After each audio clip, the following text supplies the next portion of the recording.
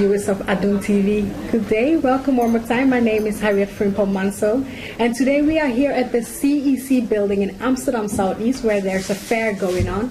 We will tell you more about that later on. Right now I'm here together with a very special person for you people here in Amsterdam Southeast. Maybe you know her, maybe not, but I'll just introduce her to you and she'll introduce herself as well. So welcome, Handan Aydin. Thank you very much for being here today with us. We just want to get to know you because you are a main person here in Amsterdam Southeast, and a lot of people might know you, but there are probably a lot of people at home who don't know who you are. So could you please introduce yourself to us? Yes, I will. My name is Handan Aydin, and I'm the director of the Cultural Educative Center. Next to that, I'm chairperson of 3 foundations in Amsterdam mostly.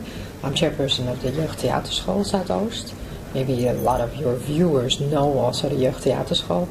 I'm also chairperson of Stichting Westelijke Tuinsteden. That's an organization for 15 elementary schools. And I'm chairperson for a stichting called Ziezo, which works with making movies, especially for migrant people. And coming back to being a director of the CEC building here in Amsterdam Southeast, what has been your policy for the last, let's say, 4 years? What were your goals? What you wanted to achieve? And what have you achieved?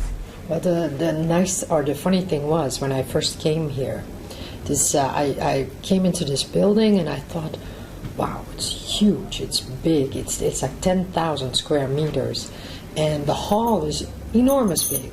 So I was thinking, what am I going to do here?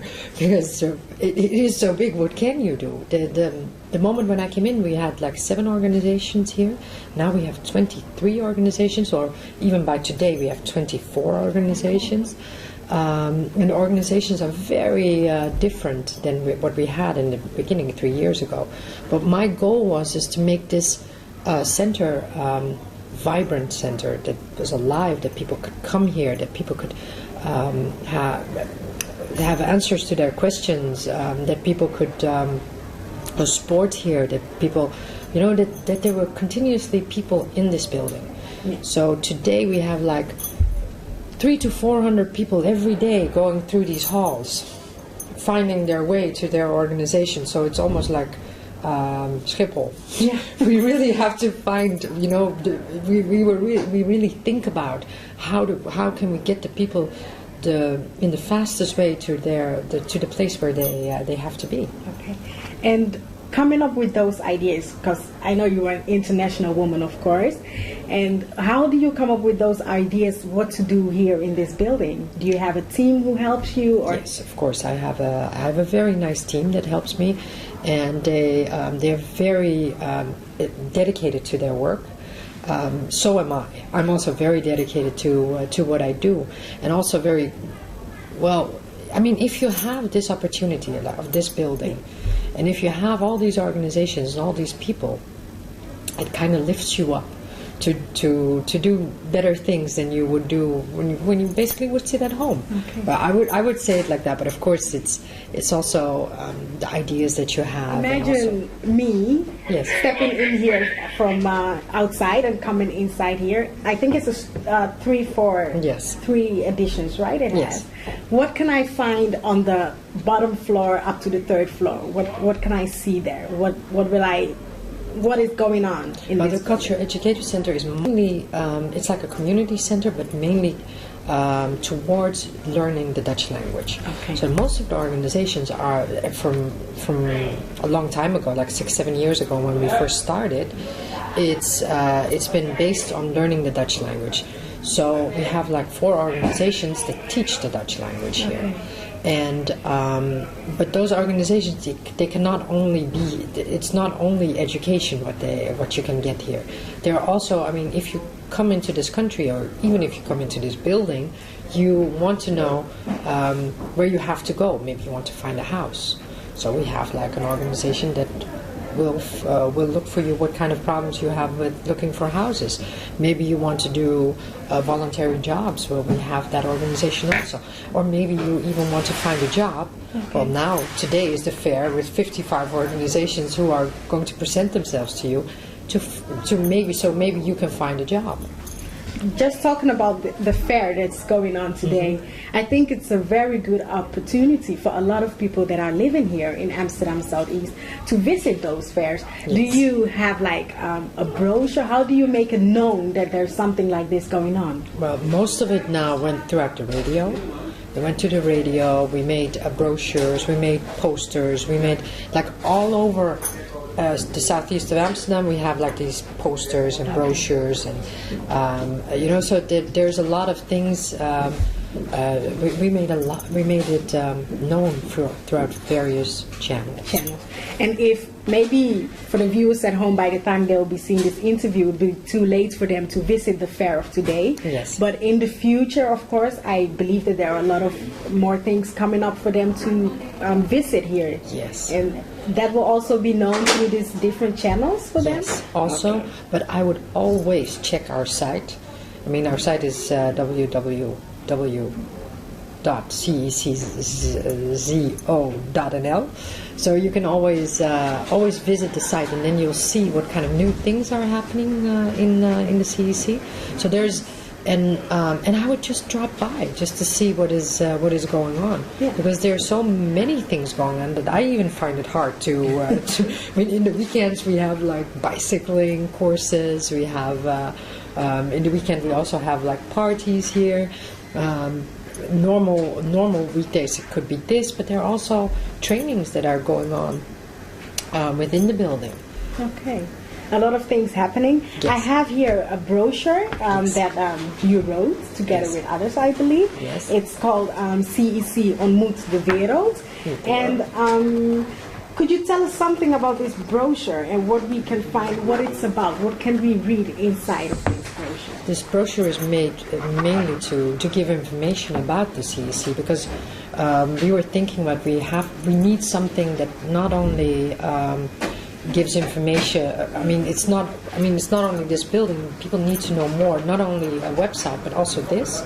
So we put in here what our ideas are, but also all the organizations that were there 2 years ago, because we made this 2 years ago. Okay. We're going to make a new one this coming year, because the organizations already have changed. That's how fast sometimes things can go, or they become more. Some organizations go, other new organizations come. So it's and I also made it with the idea that people should look into it. Sometimes paper is easier to read than going to a website. Yeah, that's true. And on page 27, I'll just read from it. It's in Dutch, I'm sorry. But it says, de wereld in het gemeenschappelijke vaderland van alle volkeren. Yes. What do you mean by that? What do you want to say with that? Yes. Well, we took quotes. You see everywhere, you see quotes with every letter. We have a new quote that we had in this book.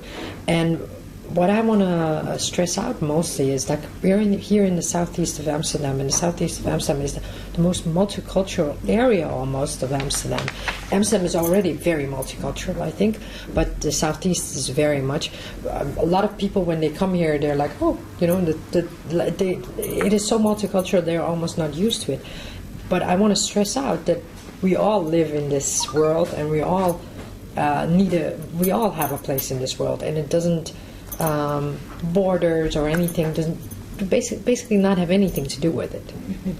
And talking about Amsterdam Southeast, and of course most of the time, I won't say always, because there are a lot of positive things happening here. This is it's to show what's going on. The CEC building is to show that Amsterdam Southeast is really moving forward. But how do you see the future for Amsterdam Southeast or for the CEC building? What do you see happening next? Well, I'm always a lot in Amsterdam, like I said, with also the other activities that I do on not only for the CEC, but all the other activities that I do. And you see that the look and feel of the whole Southeast has changed. 10 years ago, it was a complete different place here than that is what it is now. When I go to the west of Amsterdam, it is a bit different than being here. So but I think in the southeast it's very positive. The young people are very positive. I mean, and especially the young people. There's so much talent under the young people, which I don't think that they can find their way that easily. Yeah. But I still think that talent should go somewhere and should not be underestimated. So I really believe that Southeast has a lot to offer, and also for new things. It's like the United States, yeah. That you have some areas of the United States and also in New York. New things happen there. The new ways of dancing, new ways of singing, new ways of getting people together. That all happens here in the southeast of Amsterdam, and I don't see it that fast happening in the west of Amsterdam or in the north of Amsterdam. That's true. So that's very good. And just going back to the young people, what you just said, and about the talents that they have, a lot of them, and how it's not that easy to come out with their talents or to do something with their talent. Is there something or anything, a message that you want to bring out for these young people that have so many things around them that they sometimes get lost finding their way? Well, thank you for giving me that opportunity, and I don't know if I'm the right person to say all these things, but for the young people, I think first is working hard is very, very important, and you have to know what you want, and also with that, it also means that you should not derive from that path, which is very easy to do. I mean, what you see, for example, I'm going to talk to you about a project that I'm going to start in a month. I wrote a project about for young girls, or basically girls from 14 to 18 years old, which I think they derive from the path of what they should do. They're mostly busy with being beautiful or being pretty instead of being busy with their brains. Yeah. And I think that brain, to be busy with your brain is much more important than be busy with your how you appearance. Look. Yeah, yes, true. So I made that project, and which is going to start the 2nd of November. It's going to be a course for 10 weeks, and we're going to do it at a school here in the Cultural Educative Center. And with that, I want to say, please think of what you do, but not being, how do you say that, paternalistic? I don't want to say this is what you have to do, but every choice you make is your own choice. Never have regrets about that, but just think about what you're doing, and every path and every step you take will give you a different future. If you go to the right, that will give you a different future, and if you go to the left, it will give you a different future. But think about it. If you go to the left, that's your choice, and stick to it. Yeah. But something like that. I'm not. I hope you understand a little bit what I mean. But I really think that because that's what I did also. I worked very hard, and I think and perseverance. I think you call that in English. Perseverance. Doorzettingsvermogen. Yes. Yeah. Yes, perseverance. Yeah. Yes. I think you're totally right. Nowadays, you need to persevere in everything that you do to make something out of yourself, and it's a very good idea coming up. You said in 1 month time, in November. So for all the young girls that are sitting home from 14 to 18 years old, and who are doubting or are going through a lot of things, or just are doubting with the choices that they want to make, I would say attend these classes, because it's only for your own benefits and only for your own good. We have now, these classes are full. I've had 60 girls who are going to start with those classes. So that's going to be but what I would like to, if these 60 girls are finished, we're going to start another time again. So if they want more information, please come by. We have a nice reception here. She knows everything. You can ask her everything. She knows about the project, so you can always ask for more information. So that's very good. I have to say, this is the end of our interview. Handan Aydin, thank you very much for your time. It was nice speaking to you and getting to know you. I hope that the people at home also have a view now of what is going on right here at the CEC building in Amsterdam Southeast. Please, if you're at home and you still have questions, just come by, as Handan said, just come by to the reception and they will receive you and answer all your questions for you. Hello viewers of Adom TV, welcome one more time. We are here right now at the CEC building where there is a fair going on. They call it Kansenbeurs. It's happening here with a lot of organizations who are here together to make sure that people living in the Southeast get a lot of chances. So we will just visit them one by one and introduce them to you. So I hope you have a nice show and you enjoy watching us. Thank you very much. Viewers of Adom TV, today the program will be mixed. We'll do a little bit English and a little bit Dutch because a lot of the organizations that are here is a Dutch organization. Like right now we are here with the Diabetesvereniging van Nederland. Hallo en welkom. Kunt u ons vertellen wat u precies gaat doen en vertellen allemaal hier vandaag? Nou, wij gaan hier een prikactie houden. Er zijn ontzettend veel mensen die niet weten dat ze diabetes hebben. En wij zijn er hiervoor om ze eigenlijk op te sporen. Om zo gauw mogelijk in verband met de mogelijke problemen die er op latere leeftijd gaan komen. Om de mensen er zo gauw mogelijk op attent te maken dat er wat los is. En mocht het zo zijn dat er straks iemand bij u komt die dan een prikje bij u komt halen en vervolgens stelt u dan meteen vast of diegene diabetes heeft? We hebben hier al dus een kaartje. Daar kunnen we de mensen op uitleggen. Als ze niet nuchter zijn, hebben het een andere waarde als bij nuchter.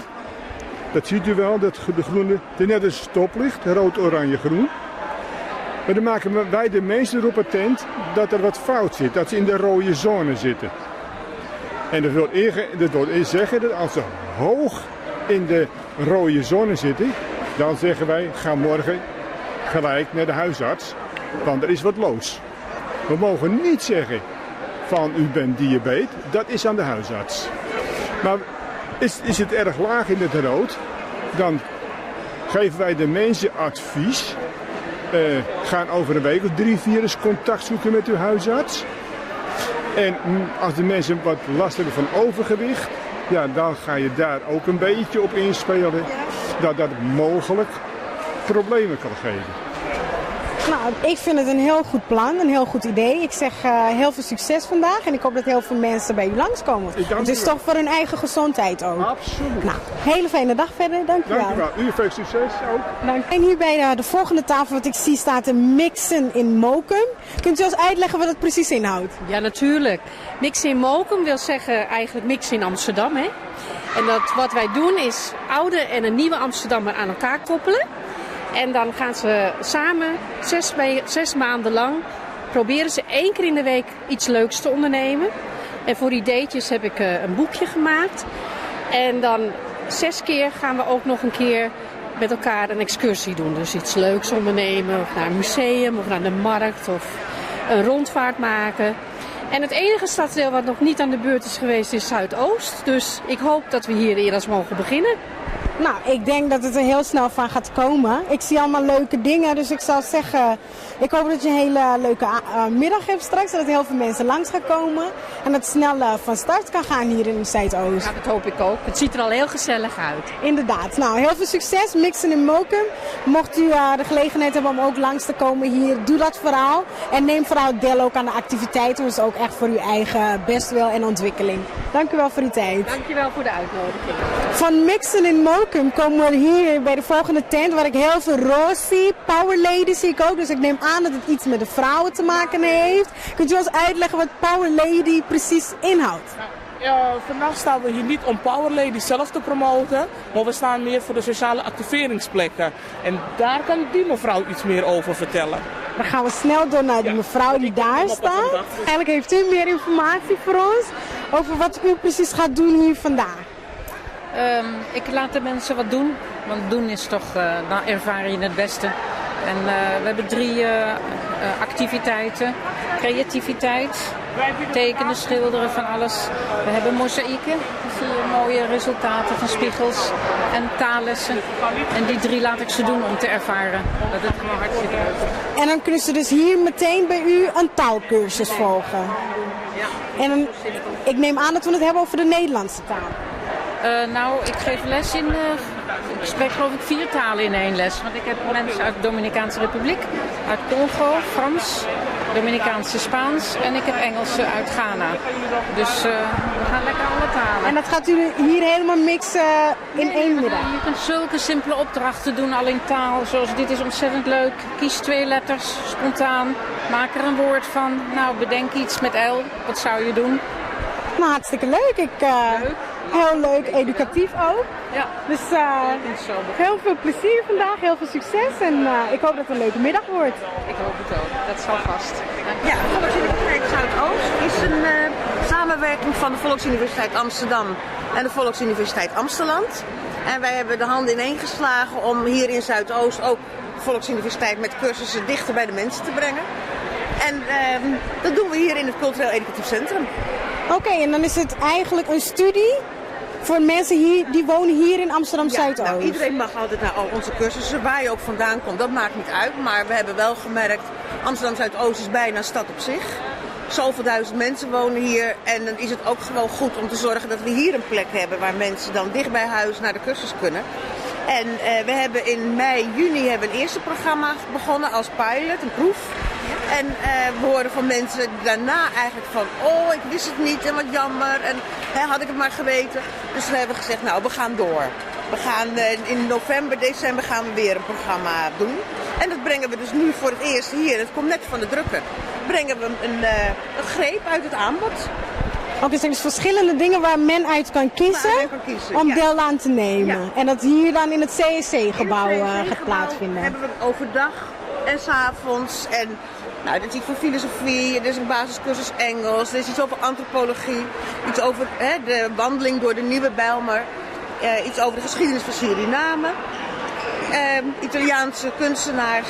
Eigenlijk voor ieders wat wils. Ik zie het en het is ook heel educatief meteen en ook ondernemend. Je doet ook wat, je gaat wat doen. Ik zie wandeling door de Nieuwe Bijlmer, hartstikke leuk. Dus ik zou zeggen mensen thuis, neem deel aan de Volksuniversiteit Zuidoost. Het wordt heel makkelijk voor u gemaakt. Het wordt eigenlijk naar u toe gebracht in uw eigen woonwijk, in uw eigen stad. Dus meedoen is hartstikke makkelijk. Gewoon doen. Hartstikke bedankt voor uw tijd. Heel graag gedaan. Ik sta hier bij de Hogeschool van Amsterdam. En kunnen jullie ons vertellen wat jullie vandaag voor de mensen in petto hebben? Nou, wij hebben binnen de CSC hebben wij een afdeling van de boot. Dat is een onderdeel van de HVA. En daar geven wij ook huiswerkklas en wij doen praktijkopdrachten in de wijk, ook in de wijken Zuidoost. En daarmee helpen wij de gemeente ook.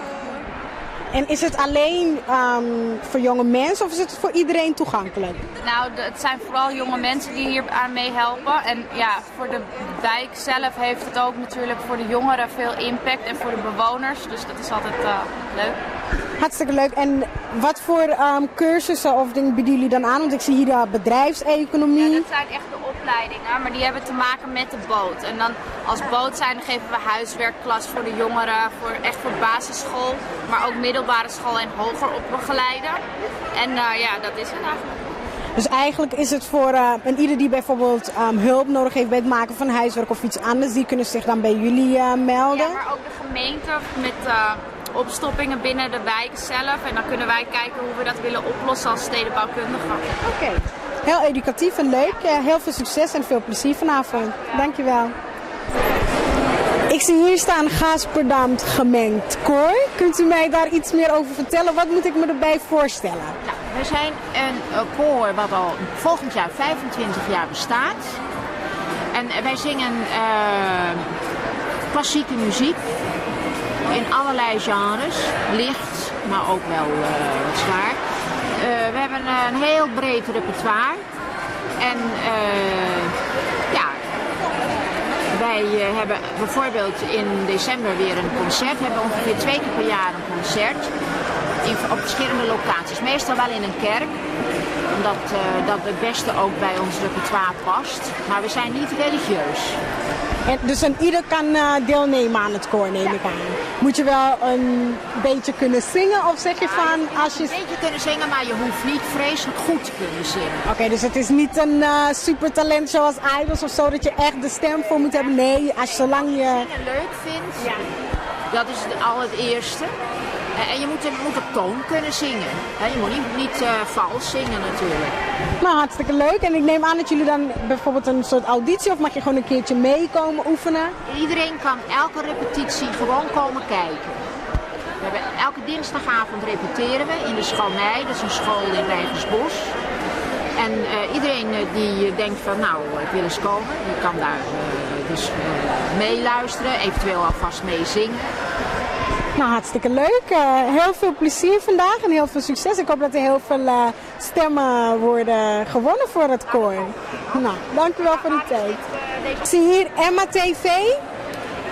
Kunt u ons iets meer daarover vertellen? Wat gaat u precies doen hier vanmiddag? Ik ga proberen vrijwilligers te werven om mee te werken aan kindertelevisieprogramma's. En waar bent u precies naar op zoek? Misschien dat wij iemand thuis hebben die zich geroepen voelt om te komen? Ik ben op zoek onder andere naar een aantal creatieve decormedewerkers die willen helpen de studio in te richten zodat het leuk is voor kinderen. En ik zoek een aantal algemene medewerkers, zowel techniek als redactie-productie. Nou, hartstikke leuk. Bent u misschien thuis en heeft u zoiets van, nou, Emma TV, daar wil ik bij horen. Ik zie hier ook Emma TV Crew. Meldt u zich aan. Hoe kan men zich bij u melden? Mocht het zijn... Kijk op de website www.steunemma.nl en dan even aanklikken bij Emma TV en dan krijgen ze vanzelf de contactgegevens. Nou, hartstikke bedankt en heel veel plezier vanmiddag. Ja, dank u wel. Vraag van de sieraden. Ik ben eigenlijk een beetje aan het rondkijken. Volgens mij bent u de eerste die ik zie hier met sieraden. Ik heb eigenlijk niet zo rondgekeken, maar dat zal dan wel kloppen. Ja, kunt u mij iets meer vertellen? Want ik zie allemaal leuke en creatieve dingen. Ja, ik baak ze helemaal zelf. Ik ben er nog niet zo lang mee bezig. Ongeveer een maand geleden ben ik, omdat ik zelf kralenkettingen heel mooi vind, ben ik er zelf mee begonnen om ze te maken. En ook in de Surinaamse cultuur heb je ook bepaalde kralen die bij elkaar horen. Dat het met een bepaalde, zoals ze dat noemen, een wind die te maken heeft, die een naam heeft te maken. En ik vond het gewoon erg mooi om te maken. En ik stopte echt mijn hele energie in, want ik vind het gewoon heel geweldig om te doen ook. En dat ik ze zelf ook maak, dacht ik van, nou, dan kan ik ze ook gaan verkopen. En dat gaat u dus doen hier vandaag? U gaat uw sieraden verkopen? Het is de bedoeling om ze te verkopen, of in ieder geval om ze te presenteren dat mensen weten dat ik ermee bezig ben. En dat ze dan te verkopen. Nou, ik hoop dat het hartstikke goed gaat gaan vandaag. Ik zie allemaal hele leuke dingen. Dus ik hoop dat heel veel mensen erop af zullen komen. Dus heel veel succes en veel plezier vandaag. We gaan een bondig gaan doen en dat gaan we doen. En we zijn zeer vereerd dat hij hier is. Onze wethouder van het stadsdeel Zuidoost, de heer Urwin Vient. U hoort achtereenvolgens de wethouder. Daarna hoort u mevrouw Handan, de directeur van dit prachtige gebouw. En daarna hoort u mij namens de vrijwilligerscentrale Amsterdam Zuidoost. Die dit allemaal samen met het CIC heeft georganiseerd. Dames en heren, mag ik uw aandacht voor onze wethouder in Zuidoost, de heer Urwin Vient. Welkom iedereen. Ik ben blij toch wel om op een doordeweekse dag zoveel mensen te zien. Een kansenbeurs. Ik heb ook even rondgelopen om de sfeer enigszins te proeven. Heel veel organisaties die hieraan deelnemen. Ik denk dat het een goed initiatief is, juist in deze tijd, waar wij vooral elkaar nodig zullen gaan hebben. Het klassieke welzijnswerk is misschien niet meer voor deze tijd, maar heel belangrijk is dat wij aan elkaar, met elkaar, de kansen die geboden worden, zullen moeten grijpen. De organisaties die hier staan, dat ze samen met de mensen die komen, kijken hoe verder wij tot een sterke Zuidoost kunnen komen. Ik wil ook, omdat ik ook wethouder ben van wijkaanpak en wijkbeheer, toch wel ook zeggen dat wij proberen te komen tot sterke wijken. Een wijkgevoel te ontwikkelen waarbij mensen zelf betrokken raken bij de wijken. En daarbij hebben we organisaties hard nodig. Het vrijwilligerssteunpunt, de vrijwilligerscentrale Amsterdam, het CIC-gebouw, de mensen van het CIC die dit hebben mogelijk gemaakt, zullen we moeten blijven betrekken, moeten blijven ondersteunen om te komen tot een sterke Zuidoost. Om ervoor te zorgen, nogmaals, juist in een tijd waarvan we gisteravond hebben gehoord, er wordt 18 miljard bezuinigd.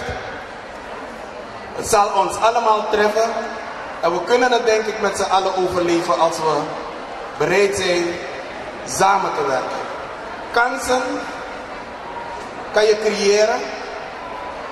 Kansen die gecreëerd worden, moet je ook grijpen.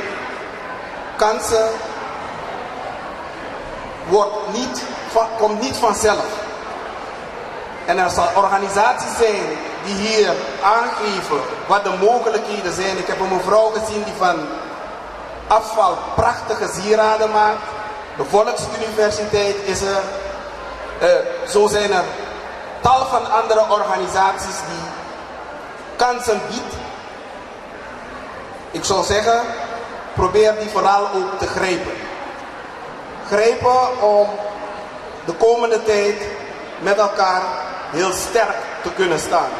Ik verwacht dat er nog meer van dit soort kansenbeurzen zullen zijn. Ik heb hier, dacht ik, gisteren of eergisteren, was er hier een gezondheidsmarkt. En het was een geweldig succes om te zien hoeveel mensen toch wel betrokken raken bij hun eigen gezondheid. Gezondheid betekent ook dat je uit het isolement raakt, met elkaar organiseert, met elkaar je creativiteit, de kansen die geboden worden, zo goed mogelijk te grijpen. Mag ik dank zeggen aan de mensen die dit hebben georganiseerd, vrijwilligers steunpunt, vrijwilligers centrale. Ik ken een aantal van de mensen, CC. En hopelijk zien we elkaar nog op een andere kansenbeurs. Hiermee verklaar ik dus kansenbeurs voor geopend. Dank u wel.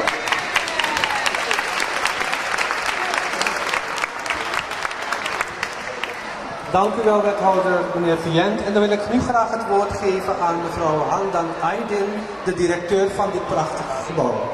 Hallo dames en heren, ik wil het heel kort houden. Ik vind het echt geweldig dat dit hier is georganiseerd. En nu lijkt het alsof ik het allemaal heb gedaan. Ik wil eigenlijk het liefste, want de heer Vient heeft de mooiste woorden al gesproken en de prachtigste dingen gezegd. Maar ik wil graag twee mensen hier naar voren hebben. En ik weet niet, want ik zie haar niet lopen. Ik zou graag Chantal Hos hier willen vragen. Maar ik weet niet waar Chantal is. Ze is er niet. Ze verstopt zich. En de coördinator. Chantal is bij onze PR en communicatiemedewerker. Die is samen met Kim, de coördinator van de Vrijwilligerscentrale Amsterdam, locatie Zuidoost, als ik het goed heb gezegd, die dit allemaal mogelijk heeft gemaakt. 55 organisaties hier in Zuidoost voor de mensen van Zuidoost. Allemaal hartelijk welkom en we gaan het volgend jaar zeker weer organiseren.